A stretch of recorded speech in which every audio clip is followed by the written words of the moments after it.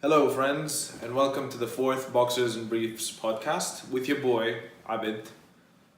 First of all, again, want to thank everyone that's been watching, want to thank everyone that's been giving me comments. They've been really helpful. I changed the framing just because no one wants to look at my shitty hallway and no one wants to see my laundry, so got it. Hopefully this is better. Let me know. Second, I'm going to start recording Sunday evenings just so that I get a chance to review the fights that happened and then also review Formula 1 because it's Formula 1 season. Yay! I didn't get to watch the race because I was at work, but still, it happened. Yay! So yeah, we're going to do a quick review of some of the fights, specifically the fights that happened this morning. We're going to review the race. I haven't watched the race, like I just said, but from what I can tell from the positions that everyone was in and reading some of the analysis, I have some thoughts, so I wanna do that. And then finally, your favorite segment is coming back, Unpopular Opinions. You're not gonna like this one, but that's all I'm gonna say. Yeah, let's start the show. Okay, so the first fight that I really wanted to talk to. Oh boy. So I touched on this fight a few times in the last few weeks. Spence versus Garcia. Jesus Christ. I watched this fight this morning on a shitty stream on Twitter because no one wants the Arab world to watch fights apparently. So they make it really hard, so I have to pirate. Sorry guys, I just want to watch the fights. Give me Fox pay-per-view and I will gladly pay for it. But anyway, Spence versus Garcia. So the first round started exactly how I thought it would be. Spence staying on the outside, using his reach, using his strength to keep Garcia away. The second round, Garcia has his best round of the fight by far. And while I'm watching, I'm thinking just like, oh my God, has he cracked the code? He didn't crack the code because I scored every single round for Spence. And I honestly thought he was going to get him out of there in the 9th and the 10th. Like, the amount of punishment he took in those rounds is insane. I don't want to say that Spence's size won that fight. It didn't seem to me as like that much of a factor just because it's not like he was bullying him. Spence was using smart pressure. He was picking his shots. He stayed on the outside for a lot of the fight. And then when Garcia made it inside, Spence was making him pay. So in my eyes, I didn't see a bigger fighter bully a smaller fighter. I saw someone get thoroughly outclassed. And I think this should affect Mikey in the pound for pound rankings because he got dominated. Like he straight up got dominated. That was a very poor showing. And just the fact that in between rounds, his brother was telling him like, oh no, you're doing great. Just keep doing what you're doing, close the distance. He wasn't doing great. He really wasn't. Like, and I know his brother wanted to pull him out in the 10th. He should have. Honestly, he should have. Like, there's a moral victory to making it 12 rounds with a guy that's bigger than you, who's really been punishing you. But he should have pulled out. Like, there was no way he was going to win that fight. He was gassed out by the 12th round. Like, by the 10th round, you'd see him try and throw counters. And there'd be like no steam. There'd be no mustard on his punches. There's no point. So Garcia went to his body. Spence went to his body, took his soul, and Garcia was just thoroughly outclassed. Like, it was a bit of a boring fight, to be honest. I thought at least we'd see a knockout, but Garcia has a chin. So I guess the moral victory proves that he has a chin, but that's just about it. Spence seems like the real deal. I want to see him with someone his size. There was talk of the winner of this fight fighting Manny Pacquiao. I don't want to see that. I really don't. Because if Spence fights Pacquiao, he's going to kill him. He'll murder him. There's no point. Pacquiao's too old. He's too slow these days. Leave him with the fringe contenders. Let him make money. Let him beat an Adrian Broner. Let him beat... Maybe even a Sean Porter would be better for Pacquiao. But like... I don't want to see him in there with Spence. So, again, well done, Errol Spence. Put on a clinic. Don't kill Pacquiao. Thank you. Next up was the Till versus Masvidal fight. This was a good fight. This was interesting. Till had him really hurt in the first round, and then Masvidal comes back with a leaping left hook and takes him out in the second. I watched the replay of I watched the highlights and the replay, and that left hook was gorgeous. Ooh, he didn't see it coming at all, and he was out before he hit the floor. The main takeaway from this fight is, look, Till kind of got rushed. The guy's still 24, still has a lot of time. It's a bit of an issue now that he's been stopped twice in his last 2 fights. So I think he just needs to take an easy fight.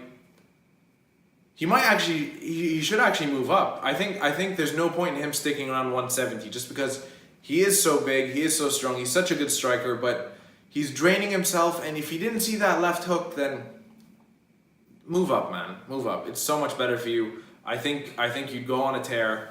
Would love to see Till at middleweight. Masvidal, on the other hand, really made me a fan. I loved his post-fight speech. Like, he was very respectful. Didn't see that from him, honestly, ever. But he was very respectful to Till, very respectful to the fans. Yeah, no, he made me a fan, honestly. Well done to Masvidal. Now, in some more boxing news, this was a card, I believe, on, I want to say Friday. This was a card on Friday, right? Where it was headlined by Tevin Farmer and John O'Carroll. Not much to say about this fight. Tevin Farmer keeps the IBF belt by unanimous decision.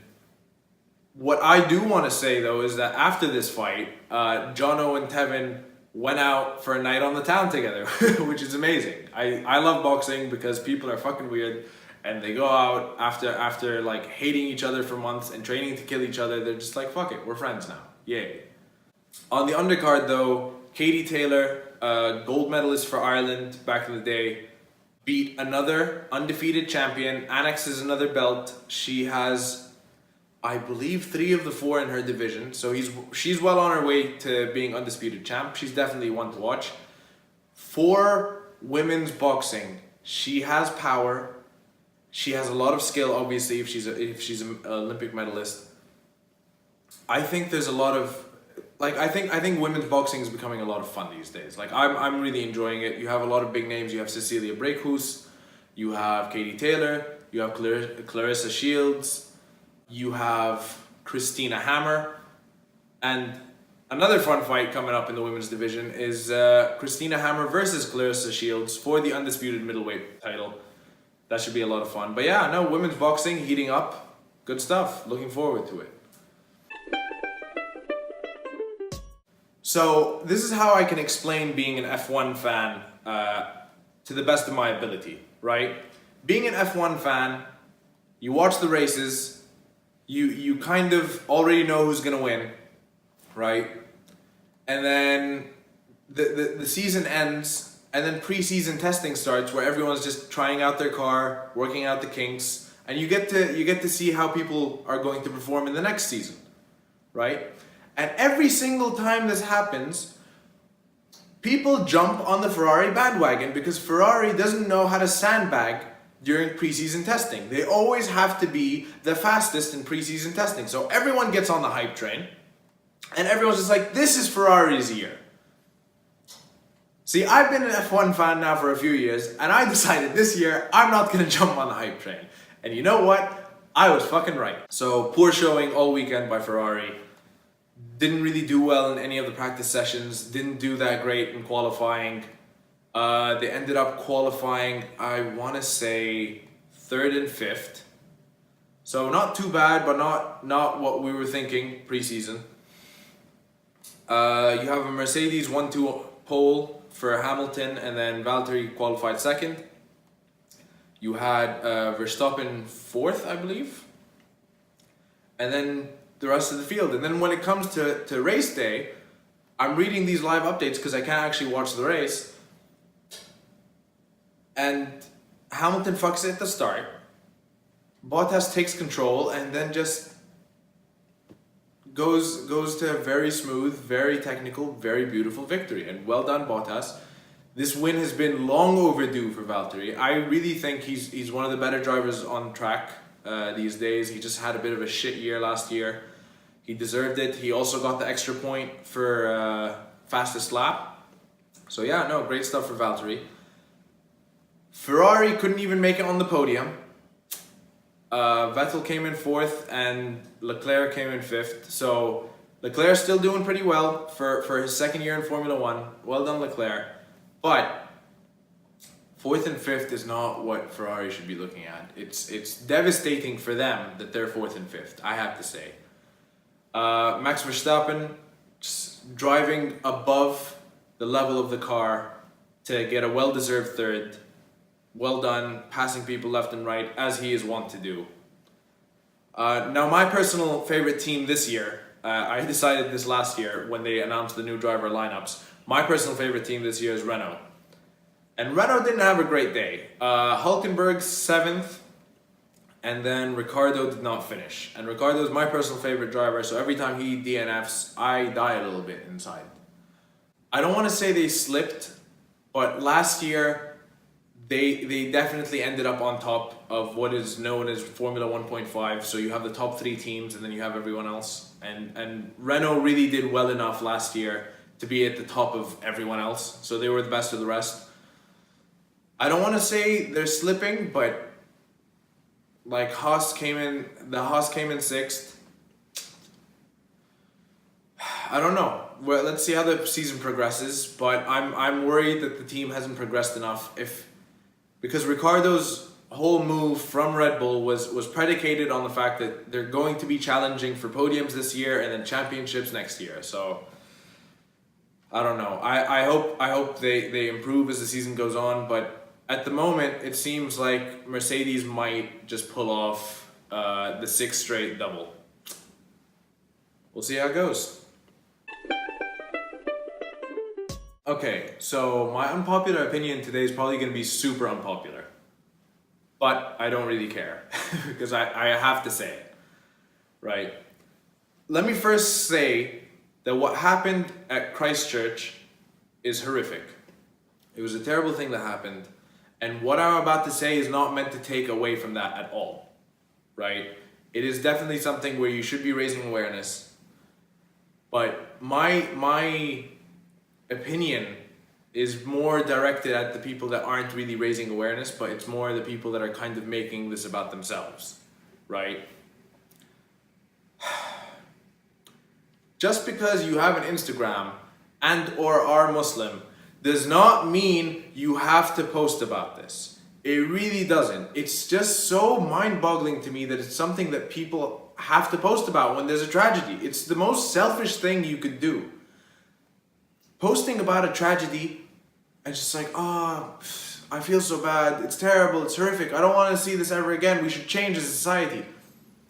It means nothing. It means nothing that you posted that. It literally means zero. I don't understand people that go out of their way to make these posts or just like give an announcement. Like, I do not need to know everyone's hot take on something horrible that's happened. Okay? Look, if your intention is to raise awareness, raise awareness. If you want to educate, educate. By all means. That's exactly, like, ignorance in this world is just that. It's ignorance. It's when people don't know why they're scared of something. It's when people don't know what they're doing or why they're doing it. But when you're just posting, just like, I saw this one post. It was so fucking dumb. Just like, oh my God, my heart goes out to the people of New Zealand. Like, who the fuck are you? Who cares if your heart goes out to them?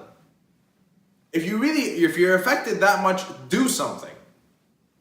Look, here's the way I think about things always, right? If something affects you that much, then you put your money where your mouth is. And you know what? I'm gonna put a link in the description below, right? That will take you to a fundraising site where you can donate directly to the families that have been affected by this. That is a great action. That's something you should all be doing, okay? If you're all as affected by it as you say you are, then that's something you should be doing. But just posting about it and then doing nothing else, you're just a shit human being then. Like honestly, no, if you just post about it and then not actually take action with regards to like such a big problem, then no, you're a shit person. Like, I need to show myself that I care, but I don't actually care, so I'm not actually gonna do anything. So yeah, no, I very much invite everyone to put their money where their mouth is. If you post it or not, here you go. The link's down below. Give money to the people that need it. Help the families.